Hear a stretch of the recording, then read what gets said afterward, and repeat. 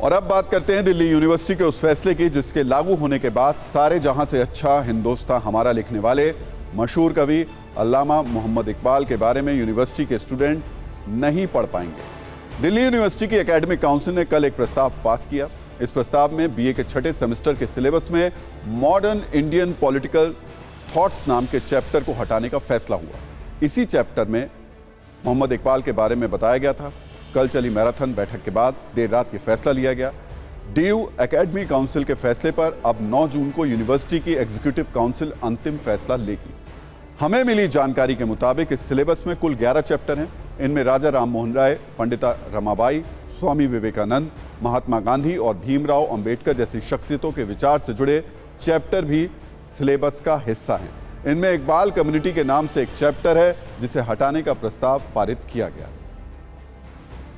DU के syllabus से मोहम्मद इकबाल के चैप्टर को हटाने पर मिली जुली प्रतिक्रिया आई है। एकेडमिक काउंसिल के 100 सदस्यों में से 5 ने इस बदलाव के प्रस्ताव का विरोध किया, जबकि राष्ट्रीय स्वयंसेवक संघ की छात्र शाखा अखिल भारतीय विद्यार्थी परिषद यानी एबीवीपी ने इसका स्वागत किया है। एबीवीपी ने ट्वीट कर कहा कि दिल्ली यूनिवर्सिटी के एकेडमिक काउंसिल ने सिलेबस से मोहम्मद इकबाल को हटाने का फैसला किया है। वो पाकिस्तान के फिलोसफिकल फादर और कट्टरपंथी सोच रखने वाले शख्स थे। जिन्ना को मुस्लिम लीग का नेता बनाने के पीछे इकबाल का बड़ा हाथ था। भारत के विभाजन के लिए जितने जिम्मेदार जिन्ना है उतने ही इकबाल भी हैं। इकबाल को सिलेबस से हटाने के मुद्दे पर प्रोफेसर्स और इतिहासकारों की राय बटी हुई है। एक बार सुनते हैं कौन इस मुद्दे को किस तरीके से देखता है।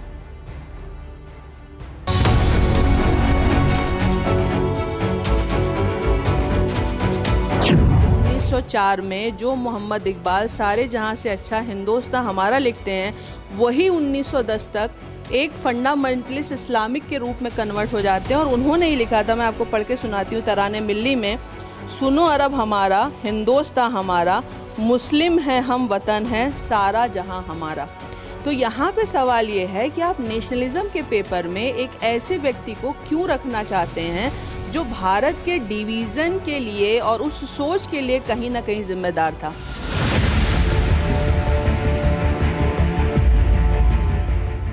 कौन ऐसा राष्ट्रीय नायक न हो जिसमें सारी अच्छाई होंगी, कुछ तो बुराई होती है।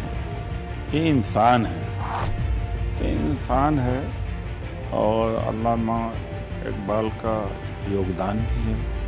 एक बात है, योगदान पॉजिटिव हो या नेगेटिव, दोनों स्थिति में इतिहास इतिहास है।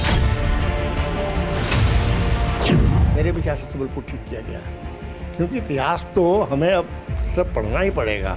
जो सारा इतिहास हमको गलत पढ़ाया गया, आज तक हमारे दिमाग में भर दिया गया।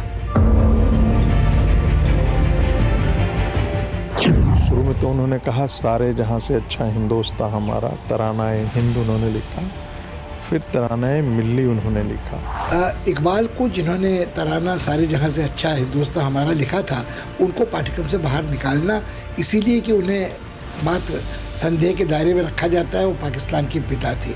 मुझे लगता है मूर्खता के अलावा इसे कुछ और नहीं कहा जा सकता है। मुस्लिम है हम, सारा जहां हमारा, यानी वो एक पैन इस्लाम का एक आइडियोलॉजी उन्होंने वो, तो इस कारण से हुआ कि इनको हमें नहीं पढ़ाना चाहिए, क्योंकि ये पार्टीशन की डॉक्ट्रिन के सूत्रधारों में से एक है।